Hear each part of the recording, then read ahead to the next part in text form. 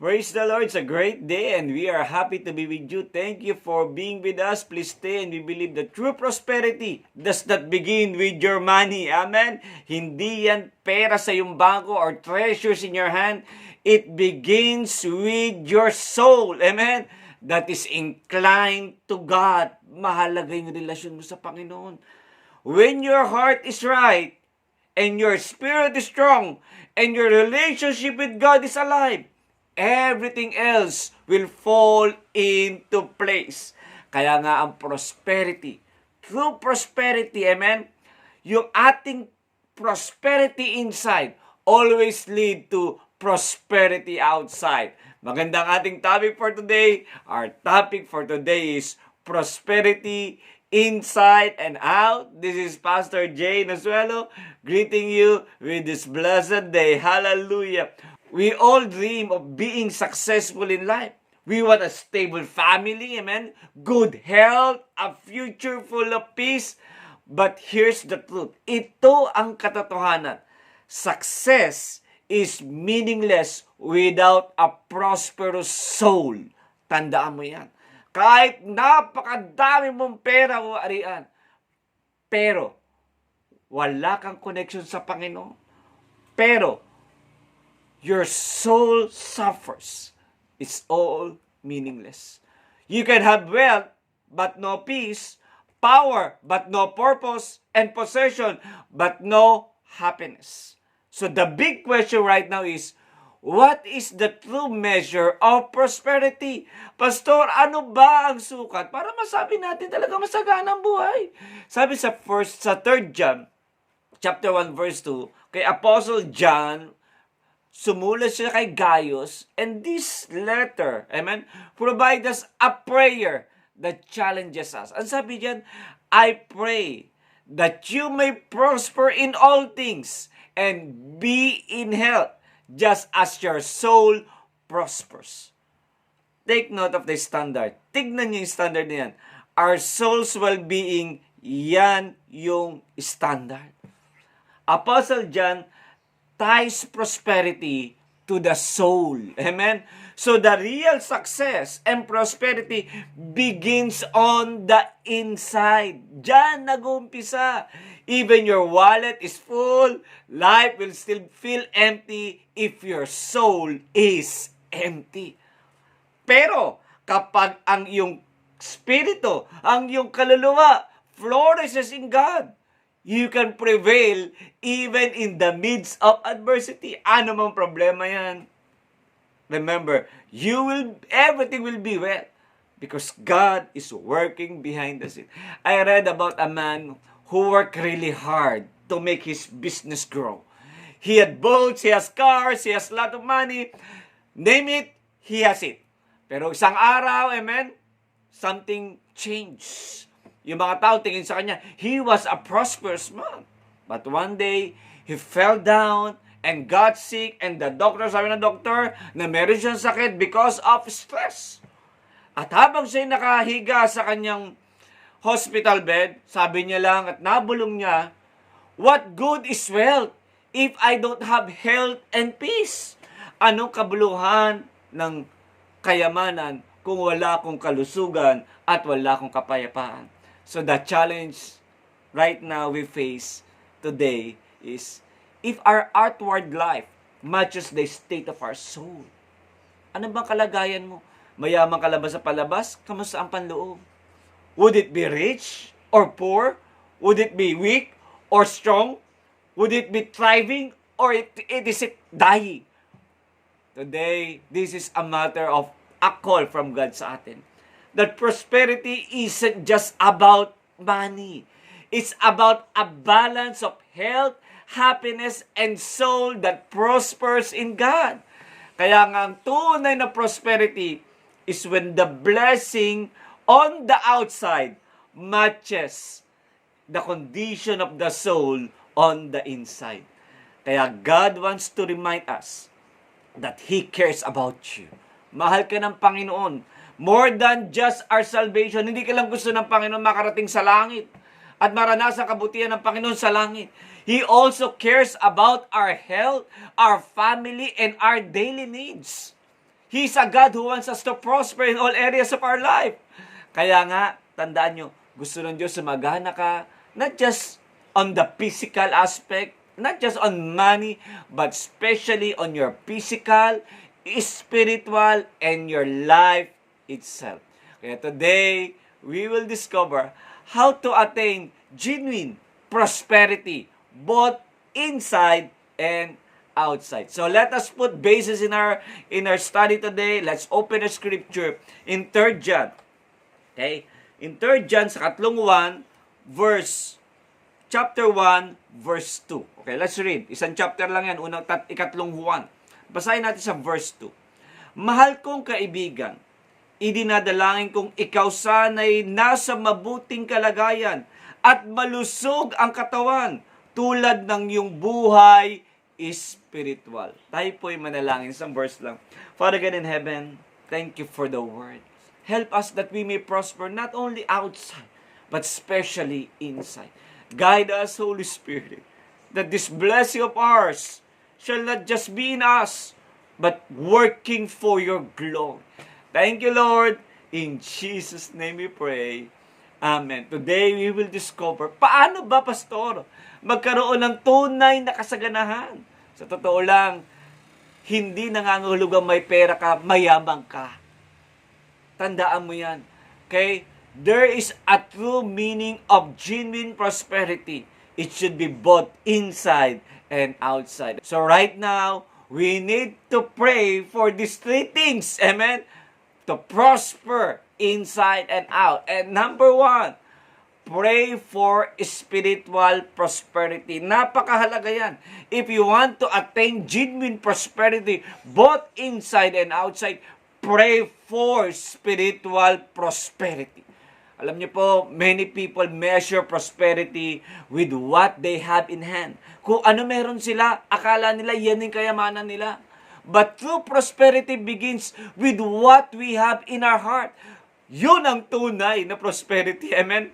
Alam niyo po, kahit napakalaki ng pera niyo sa bangko, malusog ang katawan niyo, may maganda kayong pangalan. Okay? But everything is meaningless if your soul is starving. Kung yung spirito mo, yung kaluluwa mo, gutom. So the Apostle John says something about Gaius, a prayer. He said to his friend, Beloved, I pray that you may prosper, take up that, just as your soul prosper. 3 John chapter 1, verse 2 sa New King James Version. So true blessing are built on a healthy soul. Amen? Yun. Ang pagpapala, amen, ay tinatayo sa isang malusog na kaluluwa at espiritu. Your soul is a foundation. Kaya nga, a prosperous soul, Pastor, ano ba yung soul na yan? Parang sinasabing prosperous soul. A prosperous soul is the one that walks in truth, faith, and fellowship with God. Yan yun. It is a prosperity that comes from living in relationship with God, walking in His words, and living in the obedience of Him. Yun ang tunay na masagana. Hallelujah. Kapag meron kang relasyon sa Panginoon, yun ang tunay na prosperity. Kaya nga si Apostle Paul, nung sinulat niya, something that remind us that spiritual prosperity is the first and most important prosperity. Amen? Walang halaga ang kasaganahan outside if your spiritual is dead. Why? Amen? Why John wrote that way? Because everything else flows from it. Lahat ng bagay. Kaya sabi nga sa Proverbs chapter 4, ingatan nyo ang inyong soul. Guard your soul, for everything flows in it. Hallelujah. Kaya nga, without your soul prospering, okay, kung hindi sumasagana ang iyong relasyon sa Panginoon, any wealth or success, I tell you, it's empty. Masakit man pakinggan yan. Okay? But it's not wrong to be wealthy and be healthy. Blessing yan. But before anything else, pray first that your soul prosper. Amen? Amen? That your life will have, God will fill you with His presence.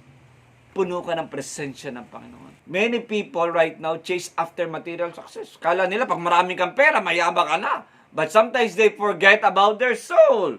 Pero ano sabi ni Jesus tungkol dyan? May tinuro si Jesus, sabi ni Jesus, our Lord, what does it profit a man if he gains the whole world and losses his soul? Mark chapter 8 verse 36, ang liwanag sinabi ni Jesus Christ. Amen. Anong pakinabang mo? Matin mo man ang lahat ng meron sa mundong ito, pero ang iyong kaluluwa naman ay mapapahamak. Your soul, who you really are before God, is your life foundation. Pundasyon yan. Amen? If it is healthy, your life will be fruitful. Paano pag hindi? Doon ng masama. Kaya nga, like a tree, katulad ng isang puno, it is only as healthy as its fruit. Ang isang puno, masasabi mo lang, healthy yan kapag maisang kanya ugat. If the root are deep and nourished, the fruit will follow. Susunod yan. Similarly, ganun din sa ating kaluluwa at spirito. Amen? It is like a root. If it prospers, our entire life flourish. Kaya kapag ang ating kaluluwa, amen, ay gutom, disaster, amen, everything follows. So if our soul is the foundation, take note of this, kung ang pundasyon ay ating kaluluwa at spirito sa Panginoon, we should be intentional about nourishing it daily. Amen? How? By prayers, by the Word of God, and fellowship with God. Okay? Dapat intentional tayo. Okay? May ginagawa ka para sa sarili mong paglagos sa relasyon mo sa Diyos. Kaya nga, when your soul prosper, nothing can take away. Amen? Your peace, your joy, your hope in Christ. Katulad ni Joseph. He was betrayed by his brother, sold as a slave, and thrown into the prison. Okay? Kung titignan mo siya, kawawa, mahirap, amen, from the outside. But on the inside, okay, his soul grew. Yung relasyon niya sa Panginoon maganda, stronger, because he stayed true to the Lord. And that's what the Bible say about Joseph. The Lord was with Joseph, and he prospered. Hallelujah. Genesis 13 and verse 2. Take note of this, no? Okay. If you don't feel like you're succeeding materially, don't give up. Heaven has already called you wealthy if your soul is prospering. Okay? Wala ka masyadong maraming ganito ngayon. Pero kapag maayos ang relasyon mo sa Panginoon, heaven says that you are blessed. Amen? Don't look at other people's lives and compare yourself with them. Focus on growing your inner life in Christ. From there, amen, God can bless every other parts of your life in His own time. Remember, if your soul prosper in Christ, you are already experiencing true prosperity. Because everything else in life can flow from that foundation. Lahat dun dumadaloy. Hallelujah. Kaya the challenge for us today is, are we feeding our soul, amen, enough for true prosperity? Ano ginagawa mo sa relasyon mo sa Panginoon? And right now, I am challenging you. The Lord is challenging us to grow and let that relationship with God prosper. Amen. And pray for it. Lord, let my soul prosper in your sight in Jesus' name.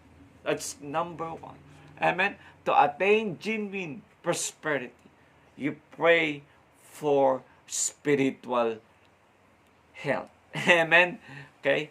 Prosperity spiritually. And number two, pray for physical health. Take note of that. Okay. You pray for your health. Physically. Kanina spiritually inside, and right now physical. Health is a gift from God that allow us to serve. Amen. Regalo ng Lord yan sa atin. Amen. Kailangan nating lumusog para makapagsilbi sa Kanya effectively, and the same time we enjoy life and fulfill our calling. Kaya sabi nga ni Apostle John, he prayed, amen, in that word, that you may prosper in all things and be in health. Take note of that. Be in health. He prays not only for spiritual strength, but also for physical health. Amen? Alam ni John, that physical health affects spiritual service. Yes, kahit malakas yung iyong spiritual, amen? At gusto mo mag-serve kay Lord, at medyo sablay ang physical health mo, medyo mahirap. Yes, God can use us when we are weak. Sabi ng 2 Corinthians 12:9. Amen? Kahit mahina ka, pwede kang gamitin ng Diyos. But being healthy, amen, gives us an advantage. Siyempre, malusog kami, advantage ka. You have the strength, you have the energy to serve better. Kaya yan sinasabi din ni John sa kanyang prayer, that you may prosper, amen, you may prosper in all things and be in health. Maging malusog. Kaya nga, bilang believers, okay, who are healthy, can do more for the kingdom kaysa kaharian ng Diyos. Pag malusog ka, by preaching longer, amen, serving more, amen, people for God's glory, and reaching more people. Kaya nga, our health is also our prosperity. Kasaganahan din natin yan. It is a treasure and a gift from God. Ulitin ko, kayamanan yan. Madalas kasi, yan yung kayamanan na hindi natin napapahalagahan. Okay? We trade those health with wealth. Okay? Hindi na masama nga ulitin ko ang pera, but sometimes more people traded their physical health just to attain financial wealth. More than we know, tandaan nyo to, God cares about this body. Mahal ng Panginoon ito. Sabi nga doon sa 1 Corinthians chapter 6 verse 19, our body is the temple of the Holy Spirit. The Lord resides in this body. So when we pray for health, take note of this, we ask God to protect His temple so we can honor Him. Kaya pag nagpe-pray tayo na maging malusog, amen, it's not about being selfish. Amen. When we pray na maging malusog tayo, it's about honoring God in return. For this body is the temple of God. Kaya katulad ng isang sasakyan, it may look shiny, makintab. Pero kapag ang engine niya ay sira, it won't run. The same way, our health sustain us in our journey of life and ministry. Malayo mararating natin pag malusog tayo. Alam niyo kami dati, pag kami nagbi-mission, ang motto namin patay kung patay. Amen? Ganun lang kami. Kung pagod ay pagod. We never mind our health. Para naman sa Panginoon. But later on, the Holy Spirit teach us something. Okay? Kasi dati kung mag-work kami, 7 days a week. Hallelujah. Walang pahinga. Okay? But one day, the Lord speak in us. Okay? Kung gusto nyo maging epektibo, maging mabunga, you need also to pray for your physical health. From that day on, amen, Monday, day off namin. Kaya nga, sa mga iba namin ginagawa. Pero sa pagsiservisyo, ituloy-tuloy pa rin. But keep in mind, okay, remember this, that we live in a broken world. Yan kasi kilalagyan natin. Where sickness, kasama yan. Aging and diseases are realities. So, praying for your health connects us to the God who heals. Hallelujah! Yun yung mahalaga doon. Kahit ang mundong ito'y pasira. Pero nagpe-pray ka, napalusugin ka ng Panginoon. Katulad sinabi sa Exodus 15 verse 26, we connect ourselves to God that heals and help us when we are sick. Katulad ni Hezekiah sa 2 Kings chapter 20 verse 1 to 6. He prayed when he was sick to death. Malapit na siya mamatay. Okay? Nanalangin siya sa Panginoon, Lord, alalahanin mo yung paglilingkod ko sa iyo. And God answered him. And God extended his life by 15 years. To God be the glory. Kaya nga, God demonstrate that He cares about our health and He hears our cries. Kaya nga, when sickness comes, this is something good news for every one of us. We are not without hope.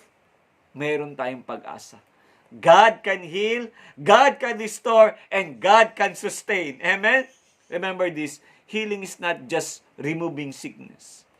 It's also experiencing. It's all also about experiencing God's sustaining grace day by day. 2 Corinthians chapter 12 verse 9.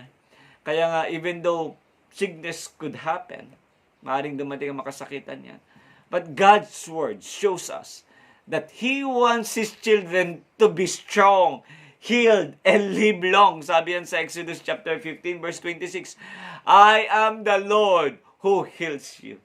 Kaya nga, trust God in times of sickness. Kaya, God is challenging us now, right now.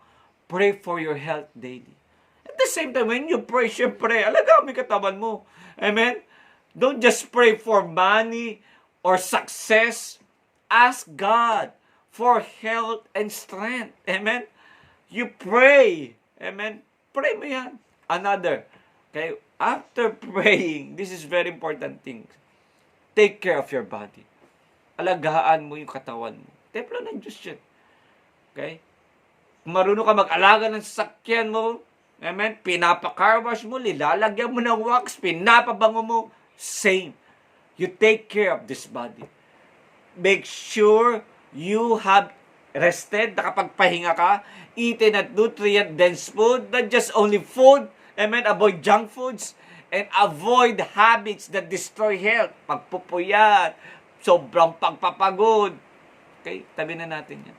Remember, caring for the body is part of our worship to God. Amen? Pag nag-exercise ka, part ng worship mo kay Lord yan because you honor God with your body. Pag namimili ka ng kinakain mo, kung ano dapat mong kainin. Amen? Yung maraming bang sugar o ito na healthy, is part of worshiping God. Kaya nga, now, honor God with your body.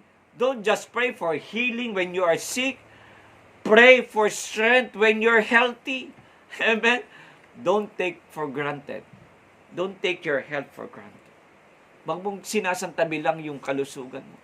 Your health is a hidden treasures that others don't value until it is too late. Kaya remember that. Pray. Amen? If you want prosperity, holistic. Amen? Inside out. Okay? Pray for spiritual prosperity. Your relation to God is very important as foundation. And number 2, pray for physical health. Your health needs to be well and good that you may serve God and worship Him with this body. And last, amen, pray, okay, for life prosperity. It's very important. You pray for life prosperity. You pray that God bless you. Amen? Hindi naman masama yan. Kaya when the soul is healthy and the body is strong, amen? Now, we are ready to see prosperity spreading to all parts of our life. Doon kasi, yung pundasyon maayos eh.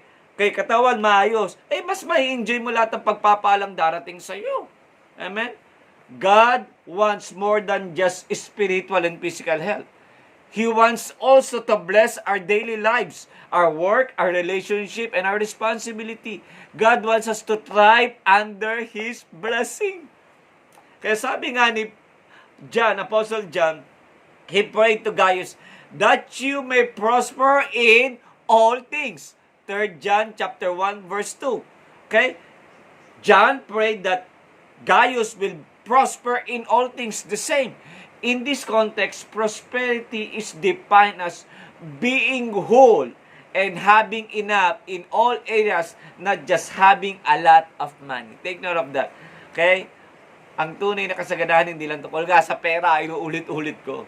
It's about whole being. Okay? Having enough in all areas. Kaya nga, life prosperity is more than just having money. It's about the balance, the blessings, and the good things that come from doing what God wants. Kaya remember that prosperity in life is the result of a prosperous soul and a healthy body. When the inside is correct, remember this, God can bless the outside. Sabi nga ng Psalms 35 verse 27, let the Lord be magnified, who has pleasure in the prosperity of His servant. God delights. Masaya ang Diyos. Nakikita kang blessed. Amen. Like Abraham sa Genesis 24 verse 1. The Lord, sabi Scripture, the Lord had blessed Abraham in all things.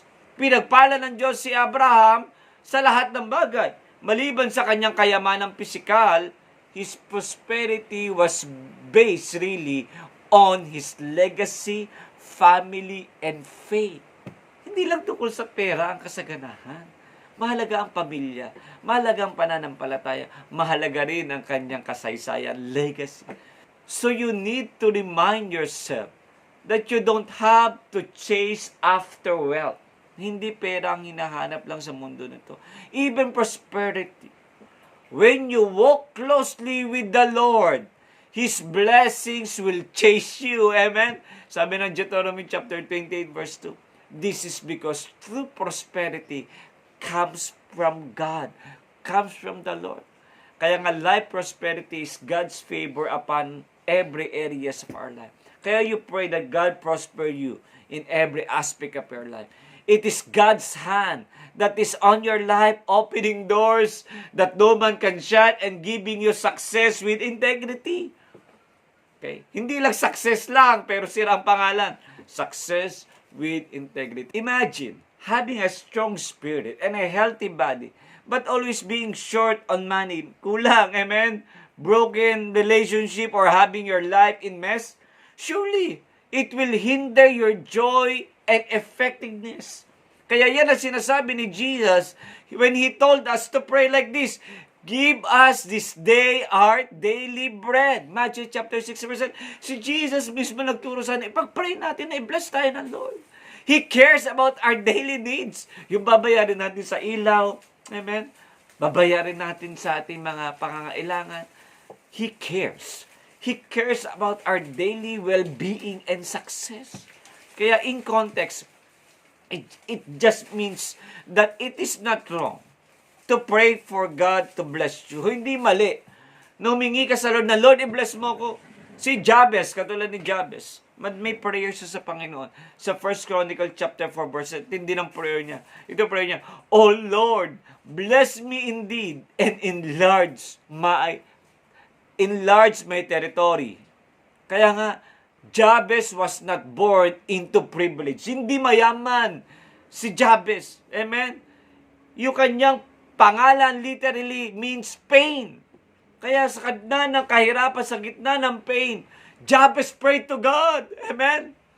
That Lord bless me indeed and enlarge my territory. However, when he prayed to God, amen, ito nangyari. Okay, when he prayed for blessing, health, and expansion, the Bible says, God granted his request. Hallelujah! Ibinigay ng Diyos sa kanyang hiningi. When God bless us, it shows how good He is to others. Amen? But remember, prosperity is not just for our comfort. Take note of that kasi akala natin, pag pinasagana tayo ng Panginoon, it's about our comfort. No! Okay? When God prospers, it's for His glory. Take note of that. Kaya may purpose ang bawat blessing natin sa Panginoon. Okay? When we pray like Jabez, we are not just asking for more stuff. Karoon lang tayo ng meron na gusto natin.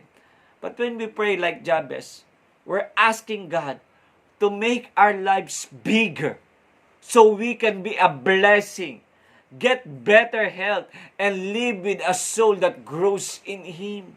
Yun yun. Na maging blessing tayo sa iba. Okay? Prosperity does not only benefit us. Kasi akala natin, pag maraming pera, sa atin. Pag maraming pagpapalang pinansyal o sa paligid, it's about us. No.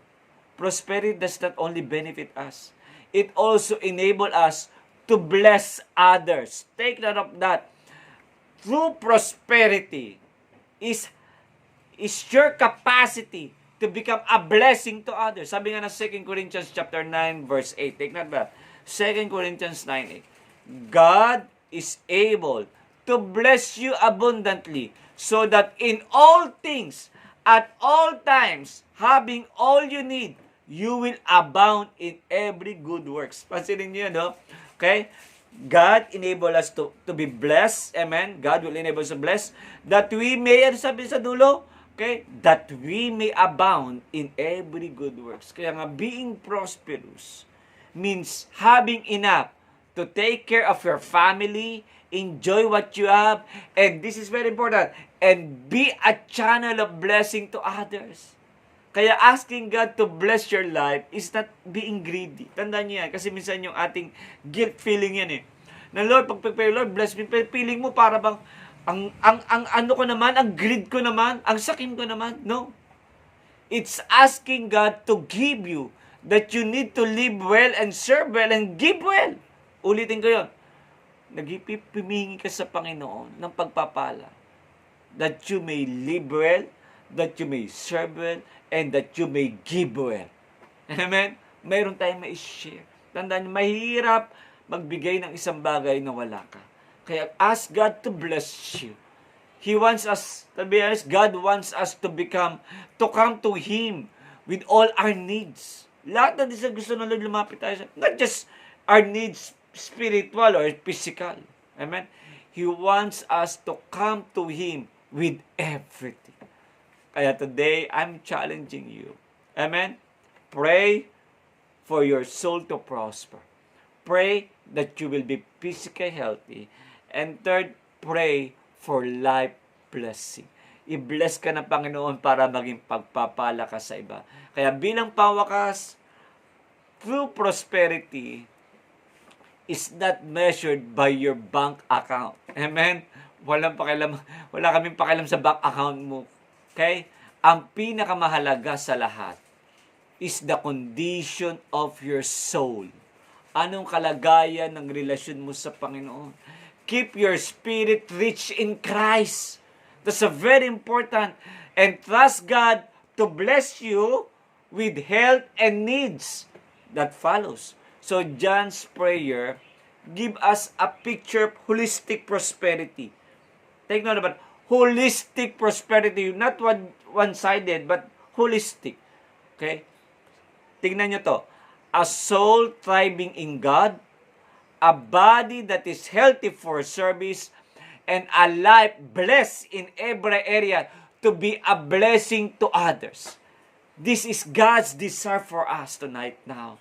Prosperity inside and out. Amen? This is God's complete package of blessing. Not one-sided, not shallow, but whole and balanced. Many chase prosperity only in wealth or health.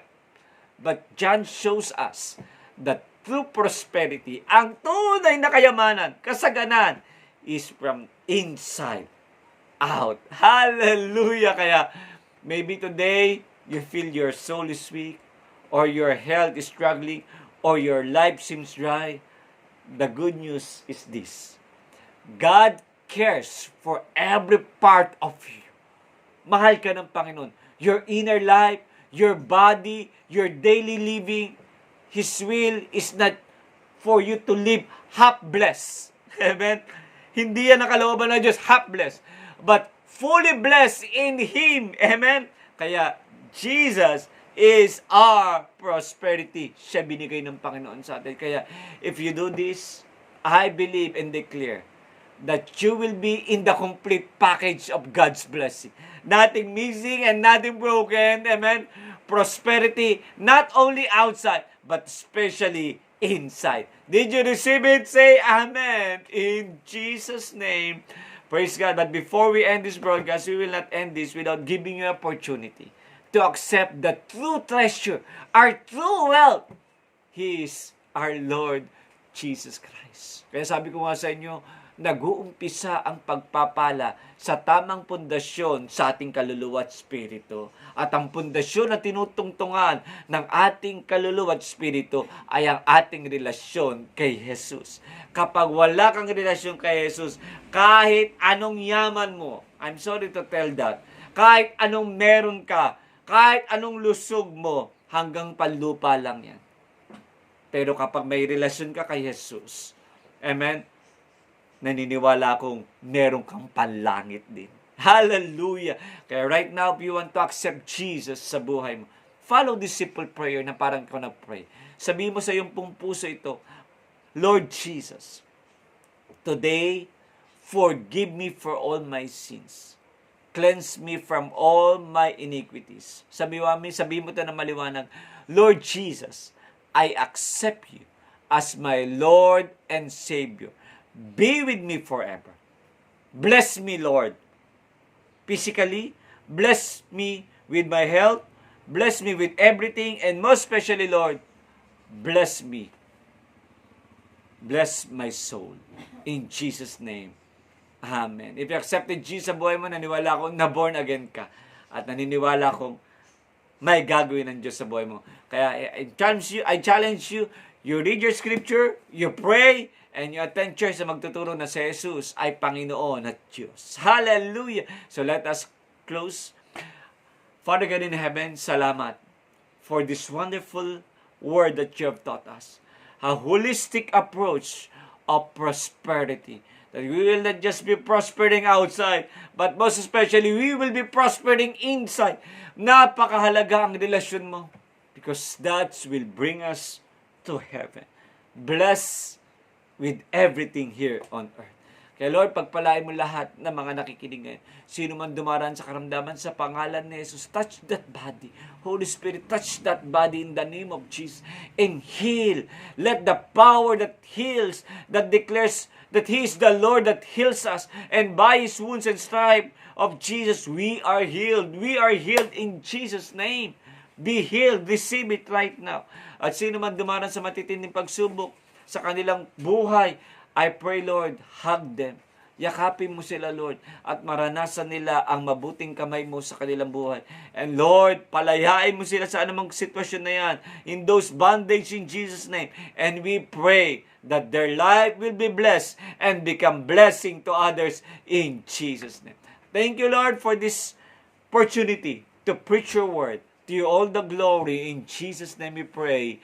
Amen and amen. Thank you for being with us. And I pray this message of God bless you exceedingly and become a blessing to others. Right now, if you're watching in YouTube, please don't forget to subscribe in our channel, Sigaw ng Tagumpay, and click that notification bell.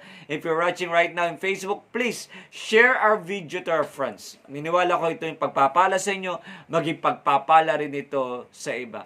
And thank you for everything and for having us in your time today. So in behalf of Perfect Church Worldwide Ministry, ating Spiritual Director, Bishop Ross M. Nasuelo, ating Senior Pastor, Reverend Dr. Alex Nasuelo, ito po inyong lingkod, Reverend Dr. Jane Nasuelo, Pastor Jane Short, with my wife, Elisa, and my daughter, Shaleb, greeting you, a blessed day, and always remember that we love you, Jesus loves you, and Jesus is Lord. To God be the glory. Hallelujah!